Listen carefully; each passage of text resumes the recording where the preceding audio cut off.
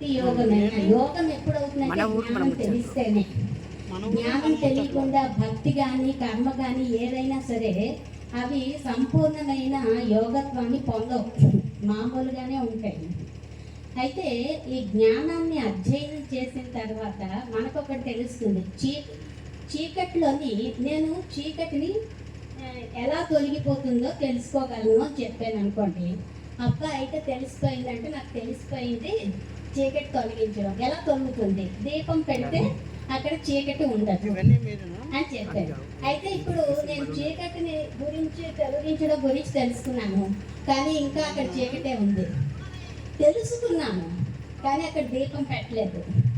తెలుసుకున్నంత మాత్రం చేత అక్కడ చీకటి పోతుంది. ఇంకా నాకు చీకటి ఎందుకు పోలేదు, నాకు అన్ని తెలిసిపోయాయి కదా అంటే ఎలా పోతుంది? నువ్వు అక్కడ పెట్టలేదు కదా దీపం, దీపం పెడితే కదా పోతుంది. అలాగే ఇక్కడ మనిషి మోక్షాన్ని పొందాలన్నా, జీవుడు బంధ విముక్తుడు అవ్వాలన్నా, అంటే ఎన్నో బంధాలలో ఈ జీవుడు బంధింపబడుతున్నాడు. ఇంద్రియాల చేత, మనస్సు చేత, బుద్ధి చేత, అన్నిటి చేత బంధింపబడతాడు. అరిషడ్ వర్గాల చేత ఇన్ని బంధంలో ఉండే ఈ జీవుడు తను బ్రహ్మము అని, తను బ్రహ్మమే కానీ బంధంలో ఉండేవాడు ఏమి చేయలేడు. ఓ జైల్లో ఉన్నాడు అనుకోండి, వాడు చాలా గొప్పవాడే కానీ వాడేం చేయగలడు కదా, ఎందుకంటే వాడు బందికానంలో ఉన్నాడు, వాడికి ఏ స్వేచ్ఛ లేదు, వాడు ఎవరో చెప్పింది వినాలంటే. చాలా గొప్పవాడు కానీ జైల్లో ఉన్నాడు అంటే ఎలా అవుతుంది కదా, బయట ఉండేవాడికే కదా స్వేచ్ఛ ఉంటుంది. అలాగే ఈ జీవుడు కూడా ఈ దేహం అనే కారాగారంలో బంధింపబడిపోయాడు. బంధింపబడటం చేత తను బ్రహ్మమే అయినా జీవత్వాన్ని పొందుతాడు. ఎందుకంటే ఈ అజ్ఞానం అనే దాన్ని తొలగించుకొని తను మాయ నుంచి బయటపడాలి, బంధాల నుంచి తను విముక్తిని చెందాలి. చెందితేనే తను బ్రహ్మము అనేది తెలియబడుతుంది. తను బ్రహ్మమైనా తెలియబడదు. అక్కడ తెలియనప్పుడు దానివల్ల మనకి తెలిసిన వాళ్ళే ఎదురుగుండా ఉన్నారు అనుకోండి, మనకి వాళ్ళు ఎవరో తెలియపడటం లేదు కాబట్టి మనం పలకరించాం. వాళ్ళు అంటారు ఏమంటే నీ ఎదురు నీ ముందు నుంచే వెళ్ళామండి పలకరించలేదు అంటారు. అయ్యో మేము సరిగ్గా చూడలేకపోయామండి, చాలా పొరపాటు అయిపోయిందండి, ఇప్పుడు మాకు అర్థమైంది, అయ్యో అలా అయిందా అంటాం. అంటే తెలిసాక వాళ్ళని గౌరవించాం, తెలియక ముందు మనం గౌరవిస్తాం అప్పుడు కూడా, కానీ తెలియదు కదా కాబట్టి మనం వాళ్ళని గౌరవించలేదు. అలాగే ఇక్కడ జీవుడు బ్రహ్మమే కానీ తాను ఎలా ఉన్నాడు, తాను కారాగారం బంధికానంలో ఉన్నాడు. అయితే ఈ బంధం నుంచి ఎలా విముక్తి కలుగుతుంది? ఇప్పుడు నాకు చీకటి ఎలా పోతుందో తెలిసిపోయింది అని గెలితేది, తెలిసిపోయినా అక్కడ చీకటే ఉంది. అదేంటి తెలిసిపోయి కూడా చీకటే ఉంది, నువ్వు దీపం పెట్టలేదుగా, నీకు తెలుసుకున్నావు దీపం పెడితే చీకటి పోతుంది అని తెలుసుకున్నావు, దాన్ని అధ్యయనము అంటారు.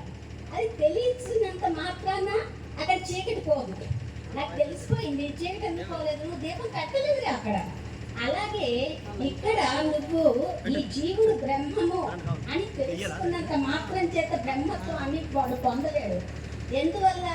దానికి అనేక రకాలైనటువంటి సాధనలు ఉన్నాయి, ఎన్నో రకాలైన సాధనలు వాడు చేయవలసి ఉంటుంది. ఎందుకంటే తను బ్రహ్మమే అనే విషయాన్ని తను మర్చిపోయాడు కాబట్టి, తను బ్రహ్మమే అయినా తనకు అది వర్తించదు. అందుకని ఇక్కడ తను ఎన్నో రకాలైన సాధనలు చేసి అధ్యయనం చేస్తే బహునాం జన్మనాం అంటే ఓకే, ఎన్నో జన్మల మహాపుణ్యం ఉంటే కానీ అధ్యయనం చేయలేవు. ఇప్పుడు ఎంతో మహాపుణ్యం చేశాం కాబట్టి మహాత్ముల సన్నిధానంలో మనం ఉన్నాం, లేకపోతే ఉండలేం కదా. ఇంతమంది మహాత్ముల్ని మనం దర్శిస్తున్నాము, వాళ్ళ సన్నిధానంలో ఉన్నాము, చాలా సంతోషం. అది పుణ్యం వల్ల దొరికింది, అదే ఉత్తునే దొరికిపోలేదు, మనకి అప్పనంటే ఏమి దొరికిపోలేదు. అయితే పుణ్యం వల్ల ఏం దొరికింది? దర్శనం దొరికింది, వాళ్ళ పాదాల యొక్క నమస్కారం దొరికింది, అవన్నీ దొరికాయి పుణ్యం వల్ల. కానీ అంత మాత్రం చేత మోక్షం దొరకదు. నేను చాలా మంది మహాత్ములకి పాదపూజ చేశాను, నేను చాలా అధ్యయనం చేశాను, ఎన్నో ఉపనిషత్తులు చదివాను, నువ్వు ఏం చెప్పమంటే అది చెప్తాను, నన్ను మించిన వాళ్ళు ఎవరున్నారు ఓకే, బట్ చెందేవా అంటే లేదు ఆపిస్తారు. కాబట్టి ఏంటంటే అది తను పొందడానికి తగిన ప్రయత్నం చెయ్యాలి. ప్రయత్నం అంటే సాధన చెయ్యాలి, సాధన వల్ల మాత్రమే తను పొందగలుగుతాడనమాట. అప్పుడే మనకి జీవుడు బ్రహ్మంగా అయి ఆ బ్రహ్మత్వాన్ని తాను అనుభవించాలి. మార్చగలుగుతారు. అనుభవంలోకి వస్తుంది. జ్ఞానం అనుభవంలోకి రావాలంటే అప్పుడు మాత్రమే అది అనుభవంలోకి వచ్చే అవకాశం ఉంటుంది. అయితే ఇలా చెప్పుకెళ్తూ ఉంటే చాలా ఉంటుంది. ఇక్కడ సమయాభావం చేత మరోసారి ఎప్పుడైనా మాట్లాడుకుంటాము. ఈ అవకాశాన్ని కల్పించినటువంటి అధ్యక్షుల వారు మాతా త్యాగవతి మాతాజీ గారు, మహాత్ములందరికీ నమస్కారం చేస్తున్నాను.